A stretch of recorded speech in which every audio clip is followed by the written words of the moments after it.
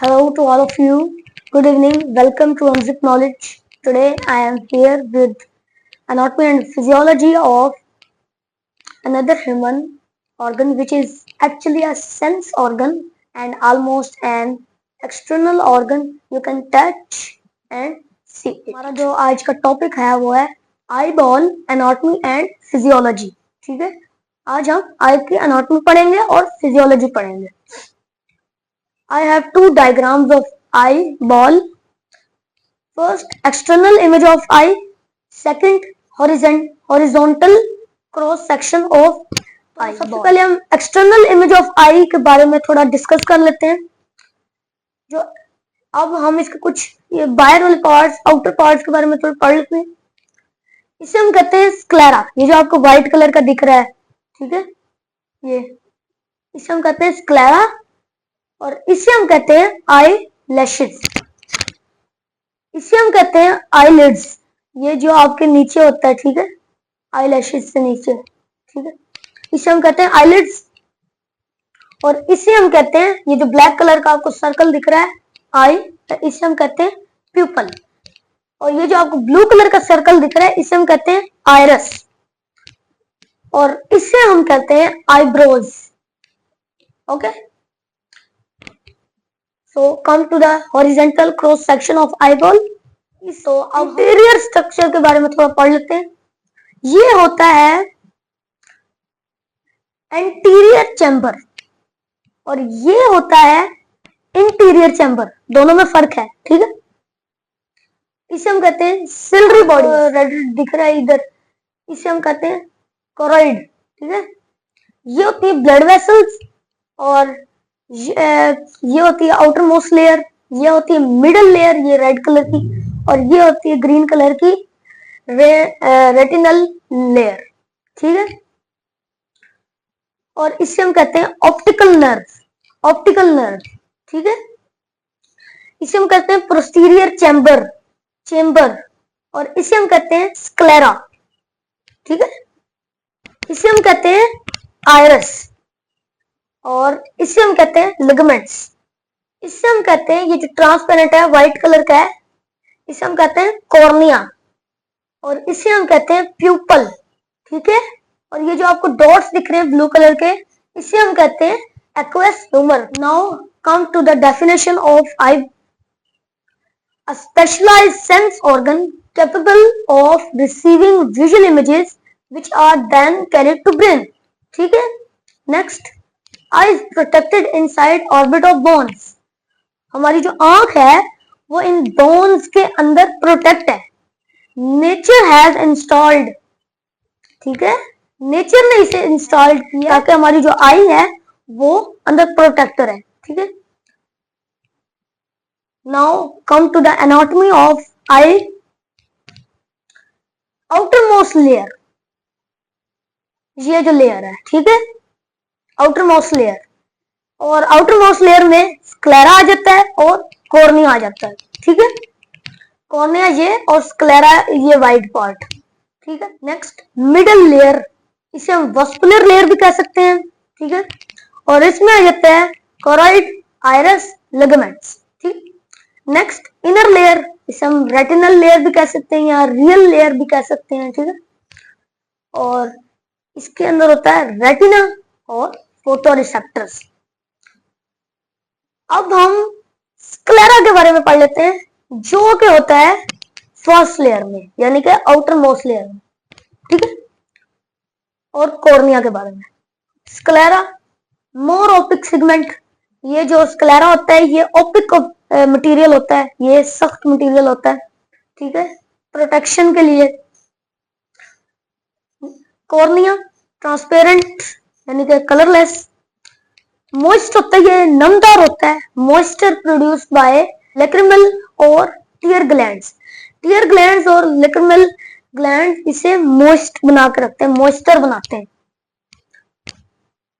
Next iris. Iris जो होता है वो एक मेम्ब्रेन होती है, ठीक है, एक झिल्ली होती है बिहाइंड कॉर्निया, कॉर्निया के पीछे होता है, ठीक है, ये होता है आइरस, कॉर्निया के पीछे होता है। Which allows light to enter into eye, ठीक है, ताकि लाइट वहां से गुजरे और आई के अंदर आ जाए। It defines the colour of eye, ये आई के कलर को रिप्रेजेंट करता है, ठीक है, यानी कि इसके डिफरेंट कलर्स होते हैं, इसमें कलर पिगमेंट्स होते हैं, due to the colour pigments in it, इसमें कलर पिगमेंट्स होते हैं, मुख्तलिफ कलर पिगमेंट्स होते हैं, ठीक है। लिगामेंट्स, इसे हम फाइन फाइबर्स भी कह सकते हैं, और ये होते किधर है, मिडल लेयर में, विच होल्ड्स बायकन्वेक्स लेंस, ये जो लेंस होता है ना बायकन्वेक्स लेंस, इसे ये पकड़ के रखते हैं, होल्ड करके रखते हैं। प्यूपल, अब प्यूपल के बारे में पढ़ लेते हैं। The central part of iris through which light passes, it can change size to let light into the eye. ये जो हमारा प्यूपल होता है ये अपना साइज चेंज कर सकता है, ठीक है, और जो लाइट होती है हमारी, ये सेंट्रल पार्ट होता है हमारी आइरिस का, और जो लाइट होती है वो प्यूपल के थ्रू आई के अंदर जाती है, ठीक है।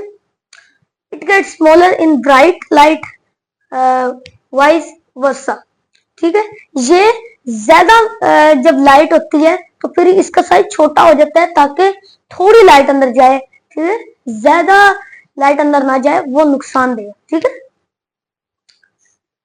और जब लाइट कम मिकदार में होती है तो फिर ये अपना साइज बड़ा कर लेता है ताकि जो लाइट बाहर है वो अंदर चल जाए, ठीक है, ताकि हमें इमेजेस दिखें। By convex lens two surfaces and it converge rays of light to put on retina, ठीक है।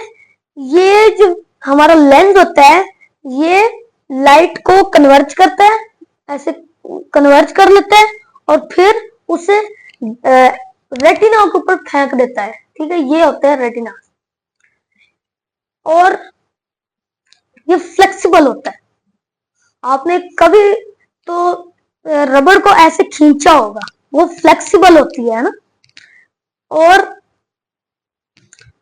जब आप छोड़ते हैं तो वो छोटी हो जाती है ना दोबारा से, तो ऐसे ही हमारा लेंस है वो फ्लेक्सिबल होता है, ठीक है, और जब वो बड़ा होता है तो उसे बड़ा होने के लिए जगह भी चाहिए, तो इस वजह से हमारा इंटीरियर चैम्बर होता है, वो चैम्बर खाली होता है, और जैसे ही लेंस को बड़ा होना होता है वो फुल बड़ा हो जाता है, ठीक है, उसे जगह मिली होती है बड़ा होने के लिए, ठीक है, और यही नेचर ने इधर एक जगह रख दी है, ठीक है। Okay, let's come to the retina. अब रेटिना के बारे में पढ़ लेते हैं, ठीक है। इनर लेयर में होता है, ठीक है, रेटिना, ये ग्रीन वाली लेयर यानी जिसे हम रेटिनल लेयर भी कहते हैं। Most sensitive part, a part of eye which receives the light and converts into chemical energy। ये हमारी आई का एक पार्ट है जो लाइट को केमिकल एनर्जी में कन्वर्ट करता है, ठीक है।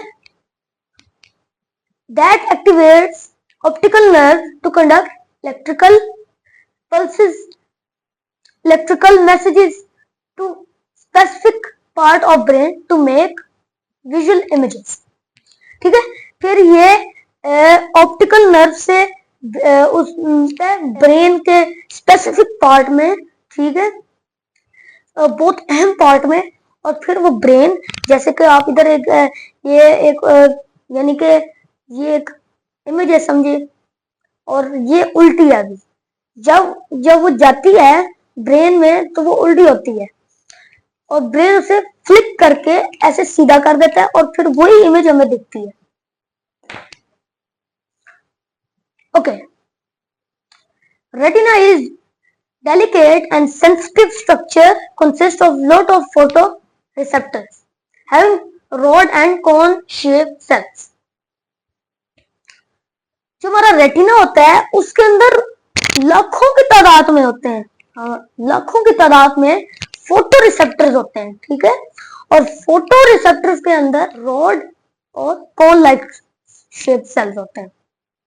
अब जो रॉड लाइक शेप सेल्स होते हैं वो हमें नाइट विजन में देखने के लिए हेल्प करते हैं, और जो कोन लाइक शेप सेल्स होते हैं वो हमें दिन के टाइम कलर्स की डिटेक्शन और डिफरेंशिएशन के लिए मदद करते हैं।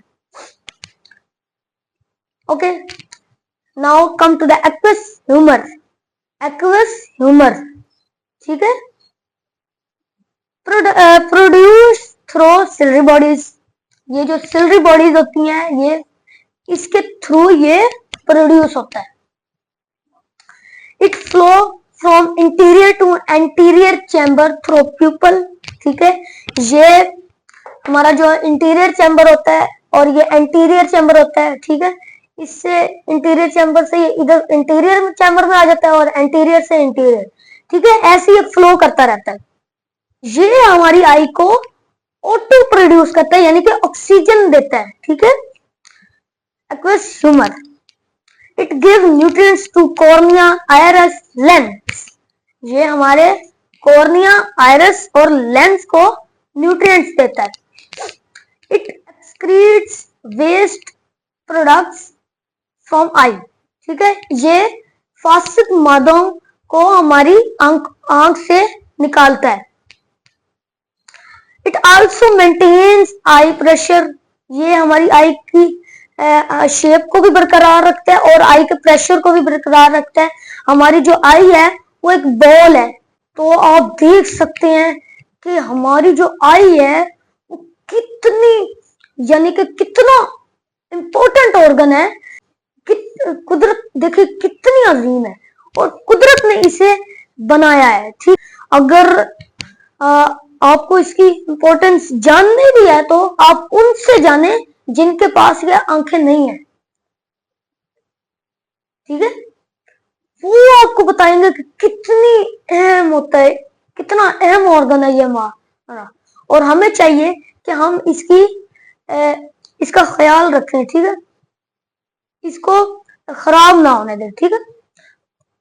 और जिनके पास आंखें नहीं है वो बेचारे तो दुनिया नहीं देख सकते। Now come to the eye health. Healthy diet, leafy greens, vitamin E, vitamin C, vitamin B, vitamin B1, vitamin B2, vitamin B3, vitamin B6, vitamin B9 और विटामिन B12।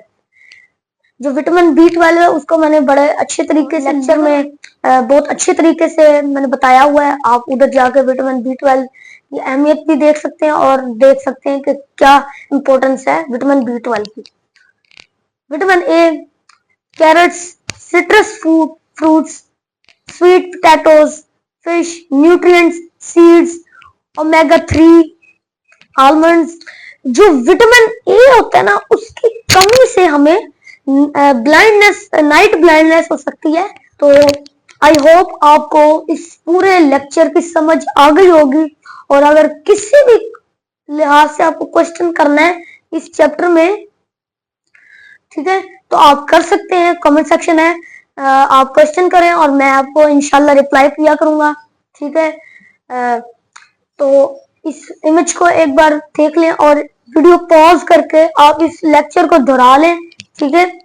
और फिर आप इस लेक्चर को दोहरा के तो मेरी वीडियो को लाइक करें, सब्सक्राइब करें और दूसरों को शेयर करें ताकि उन्हें भी नॉलेज मिले, ठीक है।